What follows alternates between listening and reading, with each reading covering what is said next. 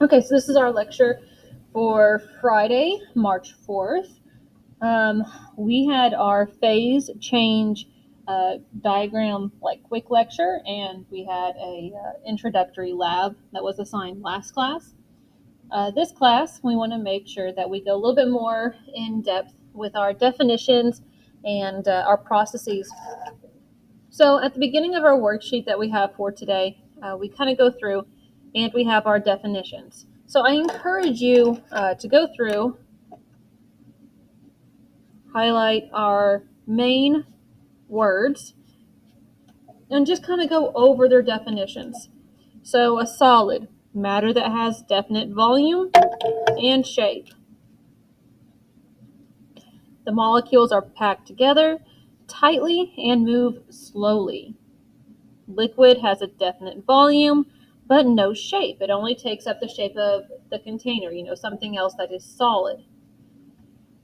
Since the molecules of a liquid are loosely packed and move with greater speed, a liquid can flow and spread. Gas has no definite volume and no definite shape. Molecules of a gas are so loosely arranged that they move so quickly that they will just take the shape of their container. Your phases: melting, freezing, vaporization, and condensation. Melting is a change from solid to liquid. Freezing, liquid to solid. Vaporization is from liquid to gas. Evaporation is specifically looking at the change going from the surface to a liquid. And please remember that I told y'all that I don't mind if you use these two interchangeably. They are so close that we get very confused between them. And I'm not looking at a specific word. As long as we're kind of working with these two, I'm okay. Boiling is a loose term that is used from going within. So if it is starting to vaporize from within a solution or from within a substance, that is going to be boiling. Condensation is going to be the reverse of this process. This is going from a gas to a liquid.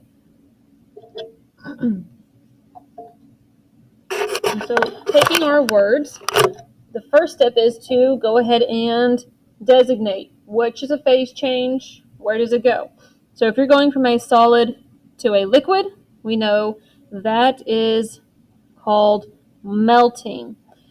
And so again, you can use your definitions to help you out with this. If you're going from a liquid to a solid, liquid to solid, that would be freezing. If you're going from a liquid to a gas, that right there is, again, mainly vaporization, but I can take evaporation as well.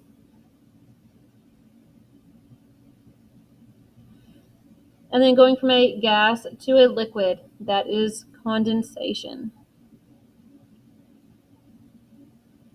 And so don't forget the other two that we did kind of introduce last time. We introduced going from a gas to a solid or a solid to a gas.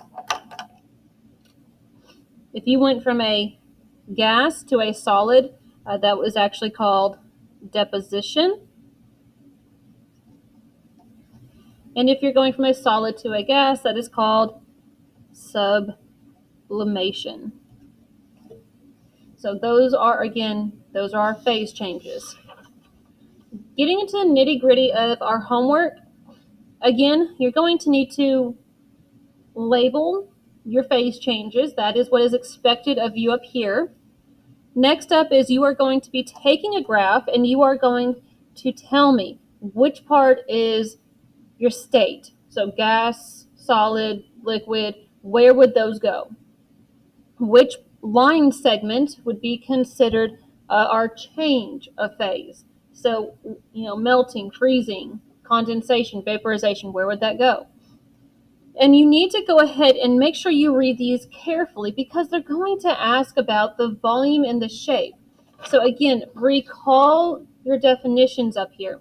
Which ones have definite volume? Which one has definite shape, which one has volume but no shape, and which one doesn't have anything at all. So make sure to review those particular definitions. All right, and last but not least, they're going to be asking you to look at this chart down here. And they're asking you to, out of the three substances, which one was likely used in the phase of the experiment that they are talking about up here. So pay very close attention to the melting point and to the boiling point.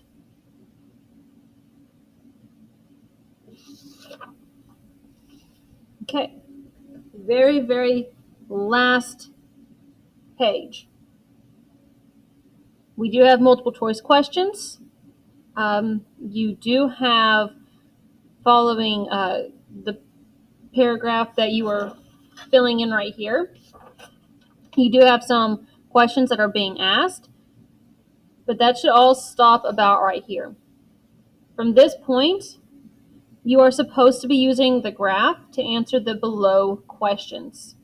And I would like to remind y'all of the initial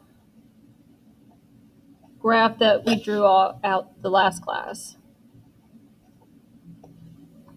Temperature is considered energy.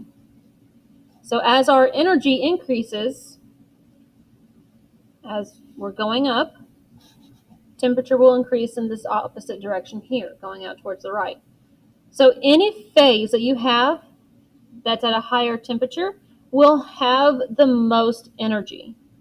If there is energy that is lacking, that is going to be down here towards the bottom. So please pay very, very close attention to questions like 13 below, where it's asking you to list the phases from greatest to least.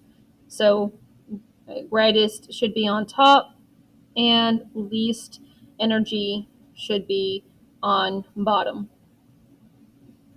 And energy is the exact same thing as spelling out the word energy, because again, it's how you're saying it. Energy. So, but that is what we are mainly focusing on. I'm not giving you much more than this. This should right here take about 25 to 30 minutes at most. I still see that a lot of people have not turned in their questions for chapter 13. I'm still waiting on a handful to turn in their lab from last class. And then there's still a scattered few that still need to turn in their actual test. So I'm going to make sure that give you some of that time for the remainder of class to do that makeup work. So again, just like with any other class, I will be staying on through GoGuardian and Google Meet. Just let me know if y'all need any help at all.